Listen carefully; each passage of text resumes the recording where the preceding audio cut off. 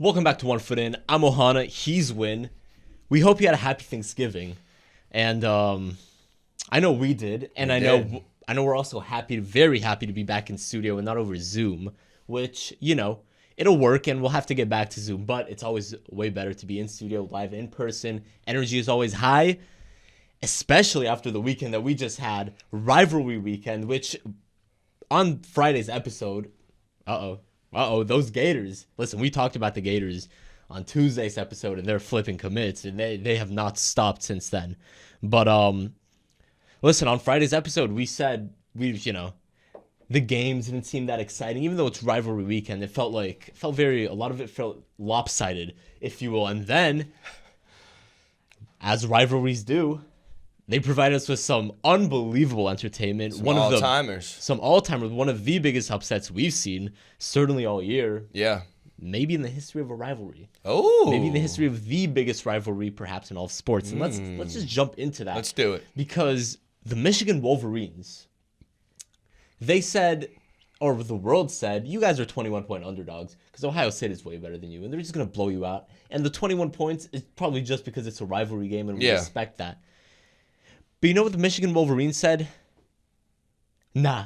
They said we're going to win this game, actually. They said we're going to beat Ohio State. They said pass. They said pass. They said, if you bet on us, we just made you a lot of money because we're going to win this game 13-10.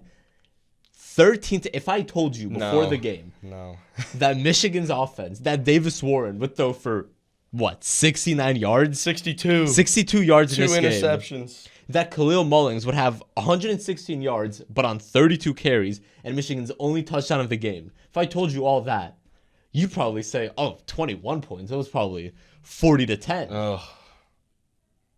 And instead, Ohio State was the one that scored the 10. Yep. They looked terrible. They looked terrible.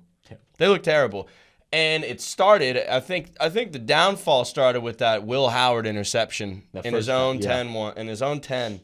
The first of his 2 picks. Yeah. But, man, that one was just brutal. And he did this against Penn State, too, I believe. Yeah. He had just another bad interception. And, man, I'm telling you, I mean, we talk about this, and I think that this is true, especially in a rivalry game in college football, Michigan and Ohio State. Yeah. Turnovers are obviously, a big part of it, but what it is the momentum, man. I was watching this game, and I just remembered watching this interception, brings it back, and there was just silence in that stadium. I mean, everybody, it was like flat. Nobody was moving, just pain. And then Michigan goes in, punches it in, and scores, and you're just like, oh, my goodness. Now, look, Michigan's, this was still neck and neck the whole time, but what that does is that deflates a team, man. It gives Michigan confidence. And it gives them confidence, as it should. And they're saying, we're rolling, we're here, we got this. We're going to prove all the naysayers wrong. The game was back and forth. Obviously, it was not like, Michigan strikes first and wins. It was back and forth the whole time. But like you said, you touched on it, Ohio State looked terrible. I don't know where the offense was. And now, I should say this. We wrote Michigan, at least I wrote Michigan off. I don't know. I think we both did. I think we both did. And 21 points was definitely hefty. But, Michigan's 6-5 coming in this game. I would have taken Ohio State. I would have taken the 21. It just felt. I think I would have too. Especially after what they did to Indiana. Our Indiana. Well, Indiana kind of did that to themselves. Well, both. But anyways. But, the elements that Ohio State did against that Indiana game, a.k.a. explosive plays and crashing into the quarterback. These elements were not there. They weren't present. And Michigan just kind of marched. Just a lot of marching, just a lot of eating that clock up, and they found a way to get it done. No, listen.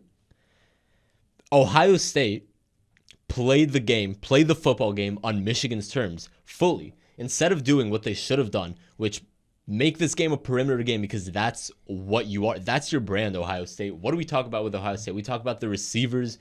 We talk about the talent on the outside.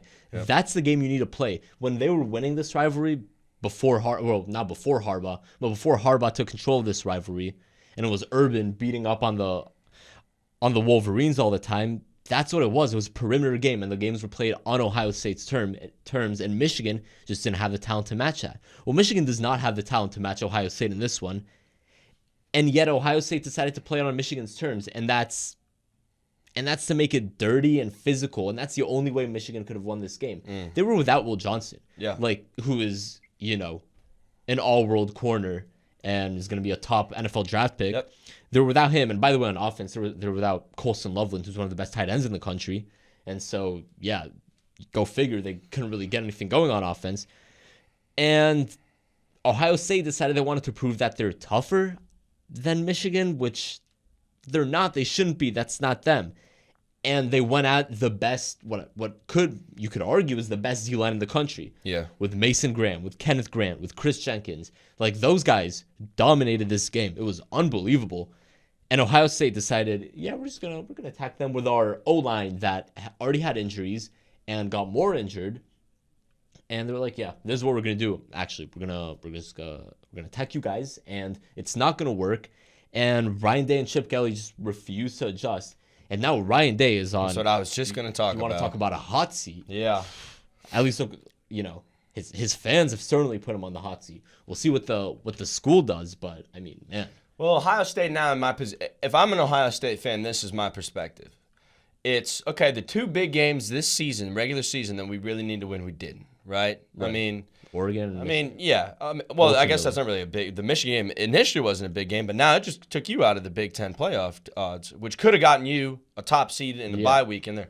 So now, if I'm a fan, I'm thinking this: Ryan Day, you're probably still going to sneak in. You're still going to be in the playoff. No, you're going to be in the playoff. You're going to be in the playoff. If you don't prove yourself in that playoff, if you don't get a deep run, you're done. Right. You're done because you've had enough time to now prove, and you put up a stinker on your last game of the season, on your biggest game of the season. I mean, I think, look, I don't like calling for coaches' jobs, and especially coaches like that who are so good, right? Who just seem like they can just win all these games and then just can't seem to finish. Like, we see lesser coaches get extensions and stay, you know. But the reality is, you've got a job to do. And you can't keep putting out these performances. You can't. I mean, you're at Ohio State, which you could argue is the single best job in the country with the resources they have for that football program. And here's the thing about Ryan Day. I feel like for so long, for his entire tenure, I don't know if I should say the media or just the college football world at large, the people who discuss college football, whether that's the media or fans or whatever, it felt as though they would lecture whenever Ohio State fans or people would be like, oh, you got to fire Ryan Day whenever he loses these big games. It felt like they would be lectured like, oh, you know what you're talking about. Ryan Day, he wins all look at his record, look at this. And it was almost like Brian Kelly kind of. Yeah, it was almost like we're shout out Brian Kelly. Yeah. Brian Kelly's worse than Ryan Day. Yes, for sure. It was almost like they're disrespecting these people that are calling for Ryan Day to be fired. Yeah. And they're like, oh, but look at his record and all this. And at this point, and listen, I was on board with that. Like, I didn't think Ryan Day should be fired. But at some point, you've got to win these big games. Yeah. And he just doesn't do it. And at some point, it's insulting to our intelligence. Yeah. And to the people that were calling for him to be fired to keep pretending that this isn't something that we see over and over again. And it's not a problem because it is a problem. And you can't lose these games. No. You cannot lose to this Michigan team. No. When you have this version of Ohio State. No. You just can't do it. You can't. Well, I also want to bring up something that you said at the beginning of this. Do you think that this is the biggest upset in this rivalry's history? At least for the most... For, like, in recent history. In recent definitely. history, I mean, for sure. I haven't gone... Oh, you didn't scan the archives. I haven't scanned That's the fair, archives. though. We're not trying to look at what happened Maybe I in should have. 68. Maybe I should have. Who cares? They don't maybe care. That's something. You know, I'll get back to you on. I'll get back to you on. I that. mean, but it's definitely the one off the gotta top be of my up head there. that I can think Yeah. about. But especially with the implications that this had for Ohio State too. I mean, now they're. Then we got Oregon and Penn State and damn. They could have been in the best position in the playoff, which is the 5 seed. Yeah. And now they're just not going to be that. So. Sucks to suck. Yeah. You got to win, don't you? You got to win. Speaking of winning. Another team that won is Texas. Yep. Who beat Texas A&M 17-7 in a I don't know if you've seen the clip. I saw it on Twitter. It was pretty funny actually. Kyle Field is, going crazy pregame. And it's just like one of the most insane environments you'll see just for Texas A&M to go out there and score 0 offensive touchdowns. Which has got to be deflating and a bummer. But not optimal. Not optimal. Not probably what they were hoping for. No, definitely not. I mean, that energy. There was energy there, and they got not one touchdown on offense. So I'm not into their whole dance routine thing No. they do, man. I don't like it. I mean, look, they can do whatever they want, but they can't. I'm not into that. But yeah, you said it. If you told, like we talked about in the other game, in the Michigan game, where it's like you look at some of those stat lines and you're like, oh, you would think Michigan lost by big, but they didn't. If you told me that A&M scored no offensive touchdowns, I'd be like, okay, then they didn't win, and I was correct about that. I mean, come on. I mean, really, like, this game's kind of funny because this game was 17-0 at halftime, Texas. Yeah. Like, you're watching this game and you're like, this is kind of over, right? Like, this feels pretty over. Yeah. And then all of a sudden, like, A&M is, like, threatening again late in the game. Yeah, but they just couldn't find a way. What was it, like a block punt? Yeah. And they're in, like, scoring position and all that. Yeah. I mean, look, I think it's hard because, like, for me, like, we talked a lot about this game, and A&M really did have a chance to at least cover. It was like a 4.5 or 5.5 point spread, and they probably should have at the end of the game, but they got stuffed a couple of times. But anyways, interesting by Texas not scoring in the second half. That to me is kind of interesting because they looked pretty sharp in the first half. Ewers was making some good plays. They brought in Arch Manning rushing touchdown.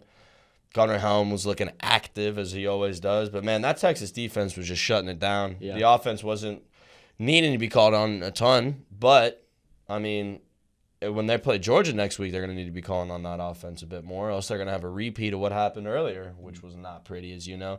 Was not pretty. Look, this is A&M has an Alabama problem, which is if Marcel Reed is active and playing amazing, then they'll win. And if he can't seem to get it done, then they can't get it done. Because he led the team in rushing with a total of 60 yards. Next highest rusher, Amari Daniels, with 21. Look, I mean, that's what A&M tries to feast on. They try to feast on, okay, how can we balance this? How can we make it look like we're going to get Reed going this way and instead he goes that way, blah, blah, blah, blah, blah. But it became too much of a one-man show. Their top receiver, Terry Bussey, he only had 2 catches for 40 yards anyways. So, I mean, you could say maybe it's not A&M's best offensive day, but I genuinely think, Texas's defense is just that good. No, I think that's really what it is. And realistically, A&M's had their ups and they've had their downs this season. And I think Texas just found their weak spots and got it done. And this is a big game for A&M. If they won, they would have gone to the SC championship. Which is crazy to think about. Yeah, which is crazy to think about. And their hopes would have been alive to make the playoff, obviously, if they won that game. Mm-hmm. Instead, they'll finish their usual 8-4. Classic. Very but classic. This is like Texas had 458 yards to 248 for A&M. I mean, really, it's just like the Ewers pick 6. Yeah. Well, and that was off of a deflection too. Like that's a great point. They were in the 10-yard line? No, it was in 93-yard pick 6. Yeah, that's insane. So it's like, that's what I'm saying. Like this game really felt over for a long time, and then you're like, oh wait, it's not. But it kind of always was. It kind of always was. You never really thought that A&M was going to beat Texas here. And now they set up that rematch with Georgia, which is that'll be fun to talk about. That will be fun to talk about. Our next episode is going to be fun. We get to preview all these championship games. And that's probably the biggest one, at least name brand, value-wise. Yeah. I hope Oregon beats Penn State by 80. That'd be awesome. You already know how I feel about Oregon. Yeah. And we will get into that. But we need to touch on Texas anymore. You got anything else you want to talk about? I think that they kind of I expect them to score more on offense, but again, like I said, they really realistically should have punched that in.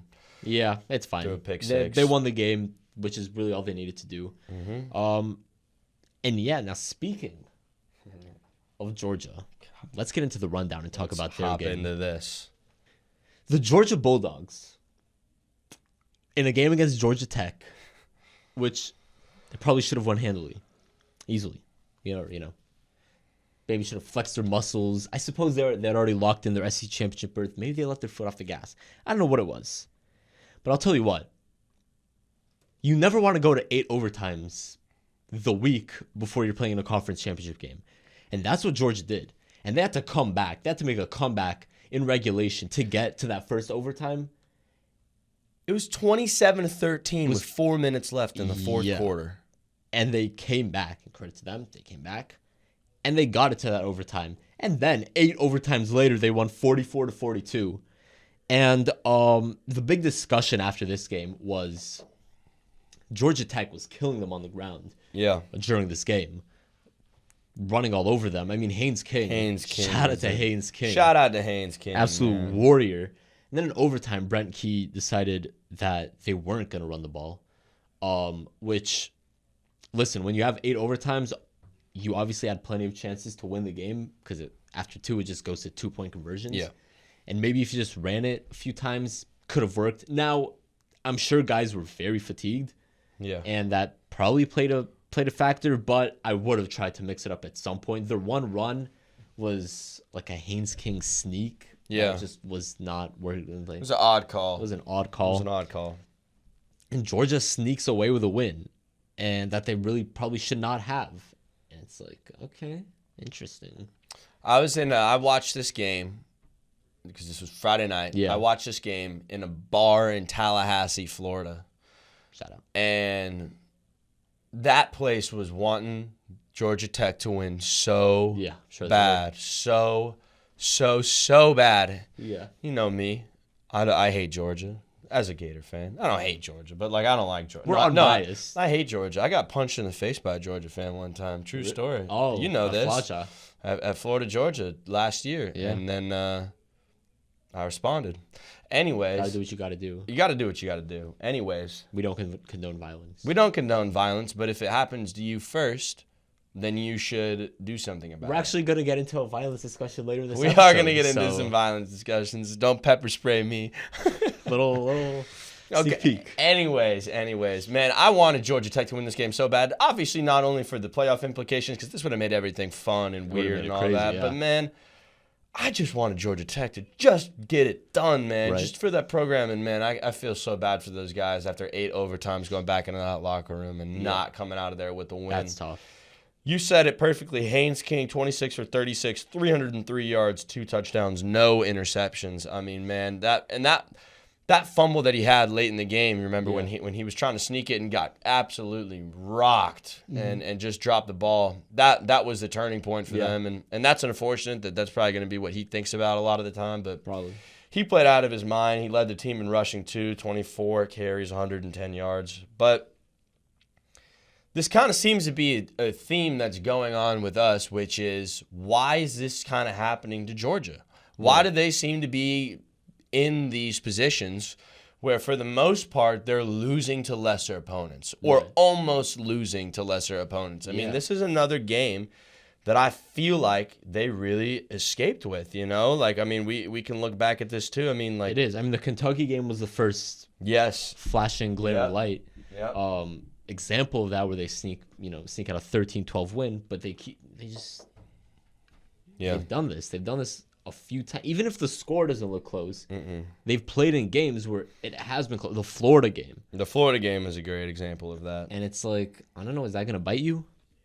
Maybe they elevate their level of play to the competition they're playing against. Maybe that's the story of this Georgia team, and we will find out in the next few weeks. But yeah, you don't want to be in this situation if you're Georgia. And Kirby calling all those timeouts, did that bother you? Did that piss you off? Yeah. That was annoying. Of course it did. Really annoying. It was so obnoxious. I mean, sitting there trying to watch this thing, man, and I can't see. No one's playing. Yeah, I was trying to watch. I want this game to end so I can, do something else. It's just a long game at this point. And it just will not end because Kirby lets them line up, and then all of a sudden he's calling timeout. You should not have a timeout every single overtime period. You should not refresh. Oh. Should not refresh. It is kind of crazy. It is kind of crazy to think about. Just play ball. They probably, you know what? Georgia Tech probably had a few run plays in there. And then Kirby was all timeout. And then they outthought themselves. I mean, we'll obviously talk about this Texas-Georgia matchup next week. But, man, two very, I think opposite games, like you said, leading into this. And I think you made a good point, which I haven't really thought about a lot. 8 overtimes, emotion like that. Yeah. Right, a week before you're about to play. It's not good for you. One of the biggest games that you've got is crazy. I mean, look, in my opinion, as long as Georgia and Carson Beck aren't turning the ball over as much as they can beat anybody in the country. Right. That is the truth. And they've proven that. Because they did that against Texas. Yes. But, I mean, that did happen. They have some miscues that they still got to clean up. But, and they're just not running the ball how you think that they would run the ball.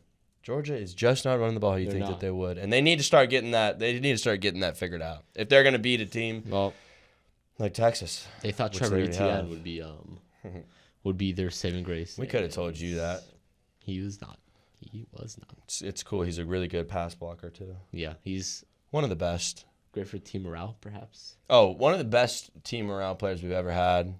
I'm not going to say what I was going to say.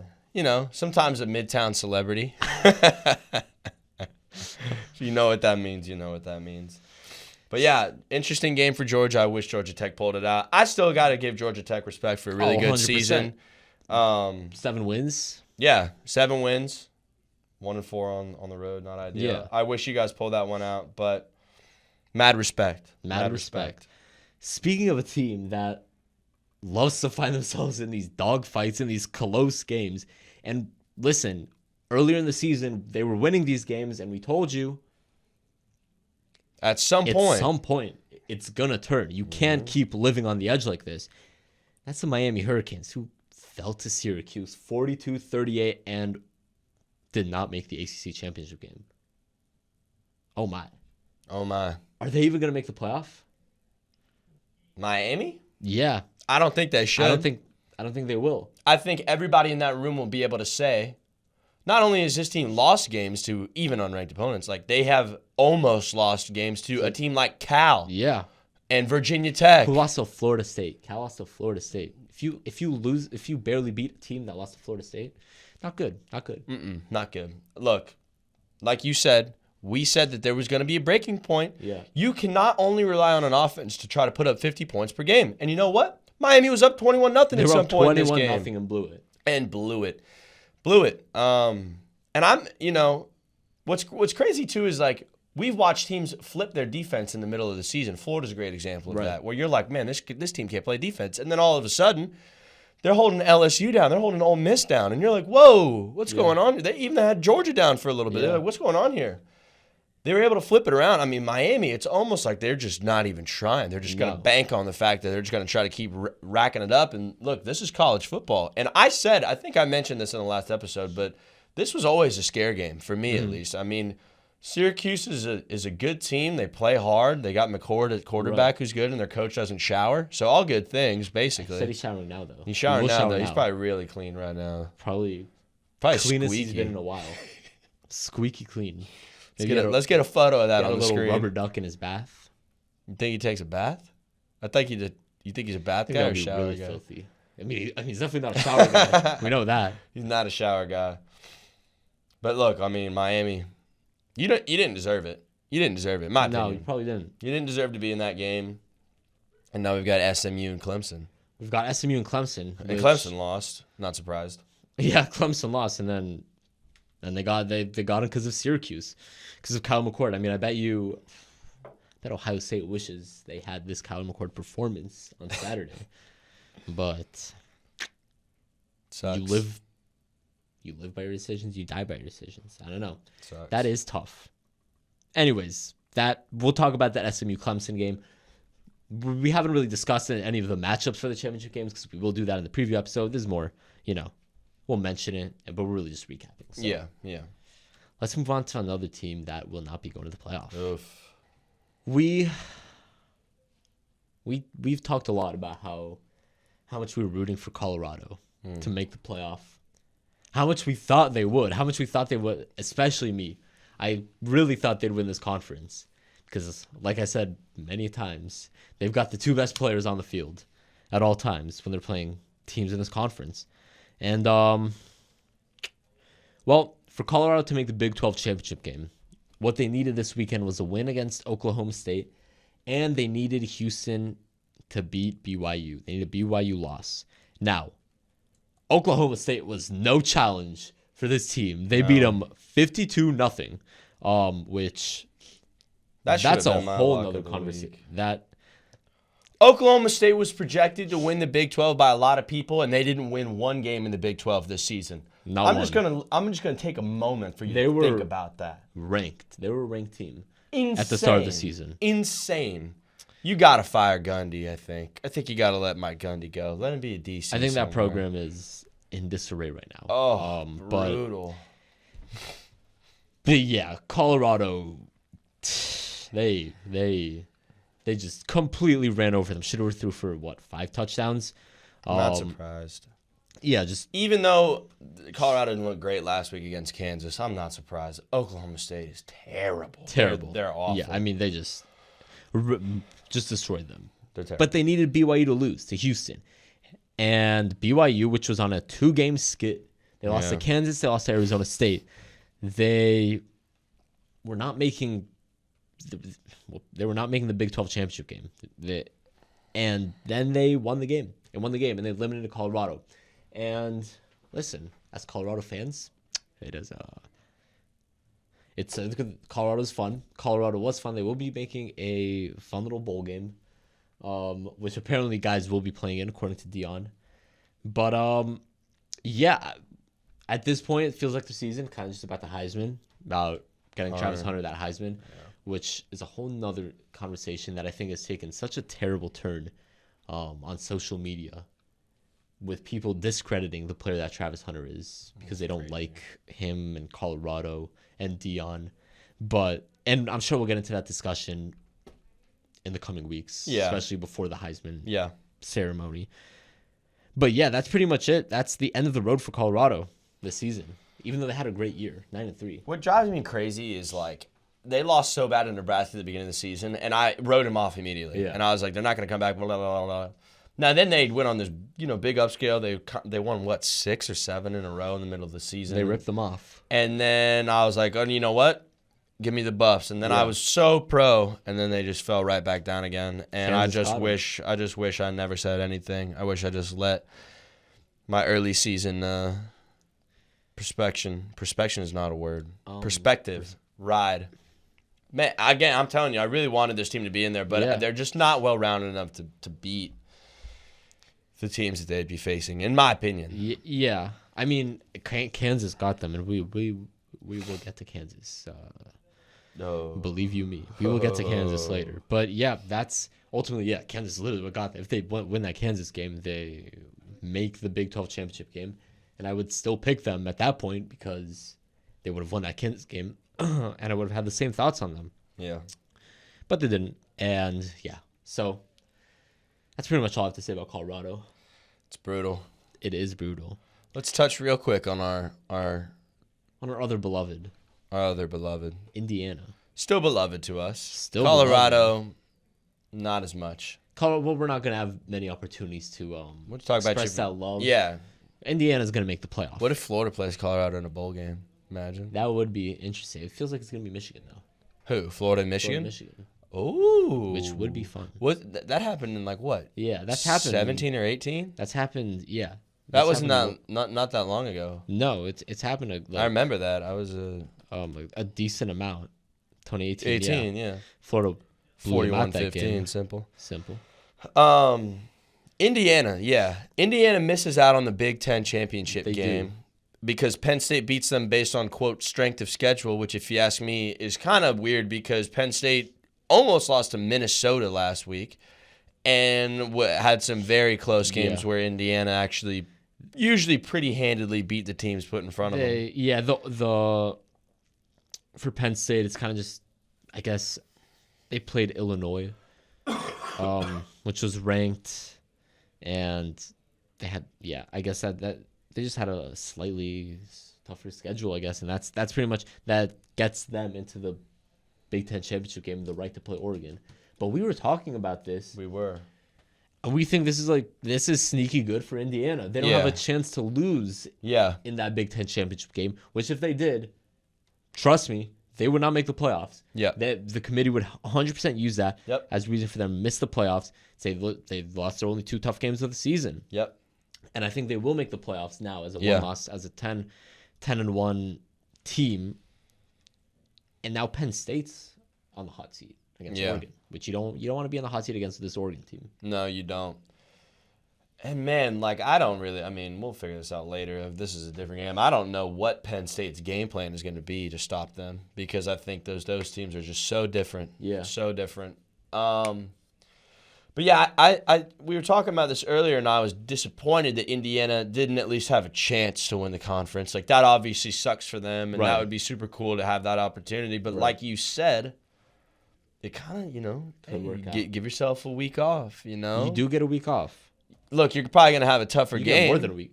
Well, yeah, but an extra week off. Yeah. You'll have a couple weeks off. But, you give yourself some extra time. You should make the playoffs. You really should. If you don't, we're going to have a very interesting conversation. But they should. I really feel like they should, especially after you watch teams like Miami fall. The upsets. It feels like the results played in their favor. Yeah, but man, I'm interested to see if they do make it at the whatever seed they'll make it in, 9, 10, whatever that is, who they end up playing in that spot. But look, whatever can get Indiana into the playoffs and give them another crack. I think they just need another crack at a team, because their only real crack they got was Ohio State, and man, that was just a game that they wish they could have back. So I would like to just see them get another chance to go out on the field. If they get whooped again, then you can just say, okay, whatever, they were overrated. Yeah. But if they don't, there you go. So we will see. We will see. I like that. All right, that's it for the rundown. Let's head into our closing segment, which I guess it will be 2 different topics. We will recap the locks, and then we'll get into that violence discussion that we teased earlier. Okay, we made our final picks for Lock of the Week on Friday, and we were both on... It's bittersweet, man. We were both on, a 3-game losing streak? It might have been 4. No. Oh, was it 3? It was 3. It was 3. Yeah. We were both on 3-game losing streaks, and it was bittersweet. It was like one last hurrah for this college football season. Shot in the dark, and I guess you can start because yours hit. You went with SMU.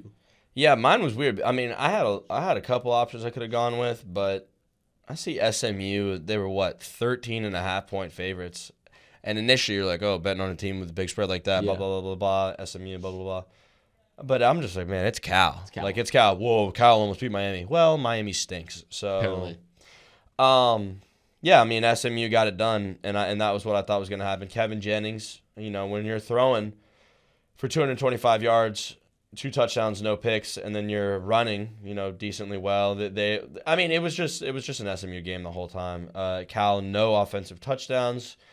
2 field goals in the second half, but this, it was 21-0 at halftime. It made me feel good, and then SMU decided to throw up 17 more points in the fourth quarter to make this a 38-6 victory. I was telling people, ACC people, SMU, ACC now. I was talking to FSU people, and people are pretty high on SMU, on those Mustangs. And why shouldn't they be? That might be a bad sign. FSU not really familiar with good football this year, so that's a good point. Yeah. That's a good point. Maybe a bad take. Maybe take Clemson. But the FSU got smoked by SMU. And you're like, okay, well, FSU got smoked by a lot of people, but people are pretty high on SMU, and why shouldn't they be? Their only loss all season came to BYU. At the early in the season, and that's a game they should have won. I have text receipts of me watching that game, texting my dad saying SMU should win this game and will win this game, and they didn't because of their own errors. But SMU goes 8-0 in the ACC. They get it done. And this was the thing. I think a lot of people are like, well, they're going to underlook Cal, blah, blah, blah, blah, blah. I'm like, no, they're not. They need to win this game. They're going to win this game. And good programs win the games they're supposed to do. So good teams win, great teams cover. Shout out Rhett Lashley. And SMU. And then I end my year at 7-3, I believe, right? For the all time, because didn't we do 10? Yeah, 7-3. 7-3. Yeah, I'll take that. It's not 6, it's 7, right? Yeah, 7-3. 7-3. I'll take that. Yeah. I really am disappointed at my 3-game slide. That really hurt for the program, but I knew I was going to get one done, and these ears are staying nice and intact. Now let's talk to somebody with some holy ears, man. I'm throwing on the hater shades. Off rip. I don't even need to wait. I picked Kansas -1.5 against Baylor. Okay, Baylor. For reference, I suppose they were not some juggernaut this year. Okay, they ended the year 8-4, so they were 7-4 heading into this one. If you look if you look at the games they played, they actually, good for them, they ended the season on a nice little win streak. They got hot. They did get hot. But they really lost to all the good teams they played. They got hot against bad teams. Against the good teams they played, the Iowa State, BYU, and Colorado, they lost to. They lost to all three of those, which is very interesting that those three teams came up and that they lost to all of them. Because one thing all three of those teams have in common, they all lost to Kansas. Actually, in Kansas, here's what I get to you, Kansas, because you lost 45-17. I end the season. I don't even want to say the record, but it's the opposite of his. Okay, I end the season on a 4-game losing streak. Kansas. This is. I've been wrestling with where they rank in the hate, just in the hate hierarchy. Yeah, they got you back-to-back because weeks. they got me back-to-back. Because I took Colorado to cover against Kansas. It was -2.5 Colorado, -3. Yeah. And then Kansas decides they want to win that game. Yeah. Right? After beating BYU, who we loved, and then they beat after beating Iowa State, which don't care. That was not a consequential game in the show. But yeah, you beat BYU. You end BYU's undefeated season. That hurt us. You beat Colorado, which both turns out to have eliminated Colorado and gets my lock wrong. And then you lose to Baylor. Like, listen, Kansas, they revert back to their early season selves. Yeah. Which was 1-5. And it's like, what are we doing? Just what are we doing? All I was asking for was one win to finish off the season. And you guys get blown out. You get destroyed. You were 1.5 point favorites, and you get destroyed by 28. That was quick math there. Kansas, I can't believe you were my final lock of the week pick. This is just disgusting. It's disappointing. It's really a disgrace to the game of college football, what you did here. It's kind of disrespectful to the art of locks and the game of lock of the week. The art that you've mastered, yeah. Yeah, the art that I've mastered in the opposite direction. Honestly, I think this is good positive vibes for him because now I've gotten all the bad locks out of the way in this college football season. Every lock we do from here on out, regardless of the sport, I think it's got to be positive. I think it's got to be. I believe. What I will say for you is funny is a lot of the times when we're kind of like not making it a lock but predicting games and you predict. Yeah. Well, you predict really well. And then by locks. Yeah, your Ole Miss prediction over Florida, like you predict pretty well, and I'm kind of sometimes the opposite. Right, but you hit your locks. Yeah. Which is all that counts at the end of the day. Yeah. Jalen Daniels, Kansas quarterback, 12 for 23, 280 yards, 2 picks, no touchdowns. Sawyer Robertson, bro. Sawyer Robertson throws for 310 and 4 touchdowns. You should not do that if your name is Sawyer Robertson. Oh. With all due respect, Sawyer Robertson is a kicker name. Like Atticus Sappington. Hey, that's a sick name. That's a sick name. I mean, he's part of the reason after Oregon's Week 1 win that I became such a big Oregon guy. Well, how about Dawson Pendergrass? Dawson Pendergrass. What's going on with these names? Maybe I should have picked Baylor. Maybe I should have looked at the roster up and down. Dude, this sounds like our military in like the 1800s. You're right. It does sound Look at Dawson Pendergrass from Alba, Texas. Like, that guy's a running back? Not only is he a running back, he ran for 102 yards on 11 carries. On 8 receptions. Sorry, he's not a runner. Sorry, I'm looking at the wrong guy. 104 yards on 11 carries, averaging 9.5 per. And you had Bryson Washington go for 192 on 20. Sawyer went for -11. But he threw for 310 and 4 touchdowns, so it doesn't really matter. Kansas, just a disaster class. Devin Neal, 20 for 133. I was about to hate on Devin Neal. Actually, good. Put up good stats. But I don't know, man. Dawson Pendergrass. That's an all-time name. My final lock got by Sawyer Robertson and Dawson Pendergrass. It's just and Monterey Baldwin. Hal Presley, like what is Hal Presley, like 1902. What's going on here? What's their kicker? Their kicker, Isaiah Hankins. That's not that interesting. Palmer Williams, the punter. Shout out Palmer. It's a great first name. Palmer? Yeah. Well, Arnold Palmer. AP? Palmer. AP. Simple. Anyways, that's all I have for Kansas. Kansas, you really messed with my last 3 weeks. Yeah. Last 3 weeks, you really cooked me. Like, yeah. I don't know what vendetta you have against me. For some reason, they just were like, let's kill everybody in the Big 12 and then just stink it and up. then just stick it. It was like specifically working against me. Damn. But yeah, you know what? I've gotten the hate on my heart. By the way, speak of, you know what it is. You know what it is. This take is not supported by the evidence, but I'm still throwing it out there. Perhaps, because they play one of their listed arenas, right?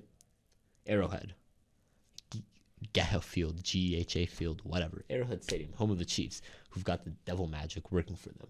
Maybe Kansas siphoned off some of that devil magic when they're at home, and then on the road they lose. Which at Baylor was on the road, but they beat BYU on the road.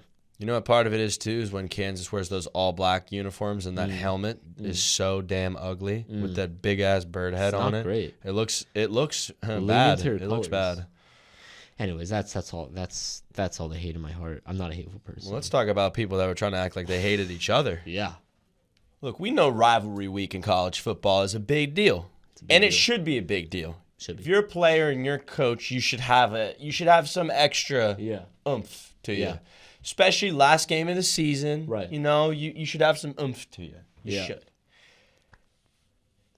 We saw, obviously, some upsets. Some teams go into other teams' stadium and beat them. Some heated rivalry finishes. We saw a common theme, and that is grabbing some object, whether it's a flag or a trident or whatever, and going into the opposing logo and just right in the middle of it on the 50, which was coined by the one, the only Baker Mayfield. Shout out Bake. Boomer. Shake and bake. I'm putting the computer away because I'll put it away too. Don't need it. Look,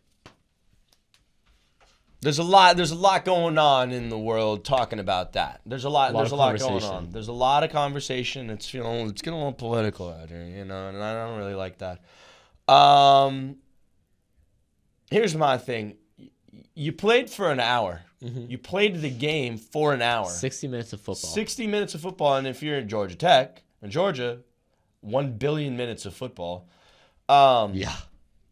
Never ended. And so when the clock expires, the team with the better score than the other team, the higher score in football at least, wins. Generally. And then the team with less points than that team can't really say anything about it because they should have beat them in the hour of football that they had to play. Look, I'm all for rivalries. I'm all for people getting heated. I'm all for you caring about your team and your school. But if you already beat a team, I'm not really a huge advocate of throwing salt into the wound. Really? And this is what I thought that you were going to do. But here's the thing, though. If I was a player, I'm doing it 100%. But in retrospect, when you take time and you're not as heated up about it, like you're like, okay, I get it. But you know what, though? You know what? There you go. Okay, here we go. This is what you needed out of me. Let it out. Obviously, I'm wearing the orange and blue. I'm wearing the Percy Harvin shout out. Shout out Percy. And Florida went in and they beat FSU this year, and then they put the flag down. And who but Mike Norvell is the guy that takes the flag? None of his players. Mike Norvell, the coach who put up a great season of a final record of 2-10. 2 wins. 2 wins. And now you want to get out there and get all mad at a team who decided to beat 2 great teams, and then you're not a great team at the end of the season. Here's my thing with this. You're probably like, oh, well, why did Florida put a thing down with 2 wins? You know what? I was at this game 2 years ago in Tallahassee. Do you know what happened? Was Florida a ranked team? No, they weren't. They went into Tallahassee, FSU, who were supposed to beat them, beat them, and then rushed the field, their own field, on a team that is not ranked because they hadn't beaten them in, 3 or 4 years? That is a huge L. So you know what? In their case, no. I'm glad that Florida did that. I'm glad that they did that. And you know what? I was wrong. Damn. Just do whatever you want. Do it. There you go. You're on the right side now. Just do it. You know what? If you're Michigan and you're a 7-win team, you're a 6-win team, and you've been doubted all season, and everyone's telling you you're going to lose to this Ohio State team, and you go into their house and you beat them. You just, not dominate them. You physically dominate them. You strangle them. You cook them. You maybe end the Ryan Day era. Yeah, Go ahead and plant that flag. And Ohio State fighting and the pepper spray and all this. Give me a break. And Ryan Day standing there just a blank look on his face because he doesn't know what to do. He's distraught. Maybe beat him on the field. Yeah. These Ohio State players, they wanted to get all tough after the game. Maybe you should have been tough during the game. Good point. When Michigan was out physical, out toughing you. Maybe you would have won. Maybe you would have won. But you didn't. So deal with it. Go in your locker room and let Michigan do whatever they want. Florida State. Boo-hoo, Florida State. Cry me a river. You guys stink. Terrible. And Florida went into your house and beat you. And it's a huge rivalry. It's one of the biggest rivalries. Yeah, guess what? Plant the flag. Who cares? Yeah. That's what they should do. That's what rivalries are. If these kids can't plant the flag, if the college football doesn't have this heated stuff, then what's the point? Like then it's just the NFL, but a worse version of play, like worse quality of play. But it is stupid to watch them fight at the end of the game, though. You already watch them play, and then they just start brawling. No, the fight is. That's what I'm saying. I don't need the fights. That's on Ohio. But you can't have the flag and not the fight, though. Take it. Ohio State should just take it. Florida State should just take it. You lose the game. Deal with it. And honestly, if you have to fight, whatever, fight. I don't care. I don't really mind the fights, to be honest. It's not the end of the world for me. But as long as you acknowledge that, but now you got cops pepper spraying people on the field. Yeah, that's at like just, 3 p.m. That's just ridiculous by the cops. Insane. Like that's just what absurd. are you doing, handing dog? out pepper sprays? That's absurd by them. They should be ashamed of themselves. Allow the flag planting. I don't think the losing team should react negatively. I think just take their medicine. You just expect them to and sit if they there do, and if they do, then let them fight. Oh well, they're fighting. Whatever. Should have fought on the field during the game. But won. You didn't. You should have won. Deal with it. I'm not gonna feel bad for these losing teams. Oh, cry me a river. Florida State, they grab pieces of the turf in Ben Hill Griffin Stadium in the swamp when they beat Florida, which isn't that often considering the rivalry record. But yeah, I don't mind it. I really just don't mind it. Do it. It's good for college football. That's the blood of college football. That's what it's about. It's about these rivalries. It's about the shenanigans. It's about the undeveloped frontal lobes. That's the game of college football. And that's why we love it. Because if it was all buttoned up and tightened up and all that, then what are we really getting? Yeah. We're getting these terrible, we're getting just ridiculous, a lesser version of play of football than the NFL. And then you could just watch the NFL for that if you want, If you want everything to be PC. Everything to be PC and have rules and code of ethics and all this and really high quality football, go watch the NFL, which I love the NFL, obviously. But college football, we get these rivalries that is rare in other places, and we get these flag plants that you can't do in the NFL and in other places. Like it's the one sport that has it in the culture with the students. It's just built for it. It's what it should be. And so I'm all for it. I'm very pro. You're more adamant about it than I am. I talked myself into it. I'm moderately okay with on-field shenanigans after the game, but you can't. The fighting needs to end because it's just so stupid to me. Because it's like we talked about, you had an hour of football to do it, and most of the guys fighting, I feel like for the most part, are the guys that barely even stepped on the field. Let's be real here. We're just sitting there all pent up. I mean, a Michigan staffer was who actually was a former Michigan player, former Michigan receiver. He was like protecting the flag or whatever after, and the Ohio State guys were just pushing him around, like players and stuff. Ridiculous. Not even fighting a player, fighting a coach. I would like to hear more people talk about this. But this is the problem. Every person is going to say that it should not happen because they're supposed to say that.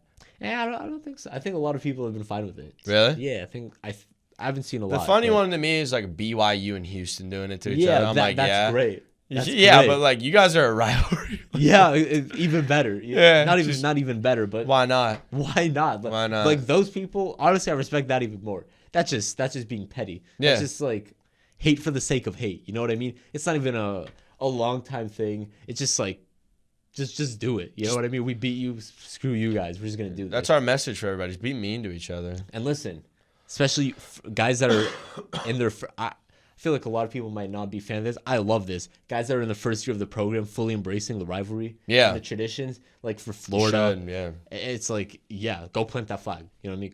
Go hate, embrace it. That's all. That's all I gotta say on that. It's interesting. That was a fun episode. That was a fun episode. I'm really excited about this one. I'm very excited for Friday too. Yeah. Yeah, that one is very exciting. Man, my frontal lobe is starting to develop, man. Yeah, I know. I've been had conversations about this. I put up putting up Christmas lights recently on roofs of houses. Really? And every time I try to get up and down the ladder, the frontal lobe is like, what if you fall? What if you fall? I don't like that. I also have a phobia of nutcrackers. You know this? Shot at nutcrackers. Maybe that would have been my punishment. What should we do to you, man? You lost 4 in a row. I feel like we should do something. I guess, yeah. It's just like, I'll just plant a flag on you, just like through your body, just kill you. That seems. Man, I would like to come up with something funny. Come on, listen. Honestly, if I come up with something funny, maybe take you like to a rodeo, make you be a rodeo clown. Okay. Ride a bull. Ride a bull, a real one. Yeah. I don't know if people are allowed to do that. I think you ride a bull. I think you might have to be. Don't you have to be like a? Well, I'm not putting you on a mechanical one. Like a certified bull rider or something, like a cowboy or something. CBR. A CBR. What's that? JB Mooney. You know him? Who? Famous bull rider. JB really? Mooney. Yeah. He's chill. We can get lessons from him. Yeah. Shout out Mike Tyson. Shout out. Listen, shout out Pendergrass. Shout out Dawson Pendergrass. Shout out Sawyer. Forgot your last name. Henderson? No, maybe. Robertson? Henderson? So Robertson. No, that was somebody else. No, I think it was Sawyer. Whatever. But yeah, if you can think of something funny, listen, I'm game. I guess I did lose 4 in a row. That ain't chill. Shout out to Florida Gators. What a way to end your season. What a way to end your season. I'm proud of y'all. Getting all these recruits. More to come, it seems like. More to come. Some 5 stars, perhaps. Florida's on the up. They are on the up. The up. I wish they would get ranked end of the season. That would be cool. That would be. I mean, they ain't going to be. They deserve to be based on their play. 7-5. Yeah, record is a tough one. But not helping. Based on play, they're one of the top 25 But think teams. about that. You lose to Miami, A&M, Texas. What are the other 2? Miami, A&M, Texas, Georgia, Tennessee. Those are the 5 teams you lose to? That's crazy. That's crazy. And you could have won multiple of those. Multiple. Tennessee should have won. Georgia would have won with Lagway. He's the truth. Anyways. All right. Shout out to the Gators. Thank you guys so much for tuning in this episode. We're going to be pumping out a lot of these clips out onto the interweb, onto YouTube, these shorter ones. So be sure to keep your eyes open for that. We're about to go do very important work. Not as important as the one that we had a couple weeks ago. No, but not as important. Not as journalistic. Shout out to Hofstra Pride. Shout out. Shout out to hopefully a great catered meal. Oh my gosh. Hopefully. For free 99. For free 99. If it's not there though, I'm about to bug. I'm going to be grumpy. I'm going to have to be eating popcorn in the press box. We're counting on you. We are counting on you. I've gone to one before and they had food though. Yeah, so it should be there. All right. Thank you guys so much for tuning in. We will catch you for a great episode on Friday, which we're super excited to do. And these next couple weeks are going to be interesting episodes, man. Very Back to Zoom these next few weeks. Winter break. It's okay. I think we figured out some Zoom magic. We're chill. All right. Thank y'all. See you in the next one. See you.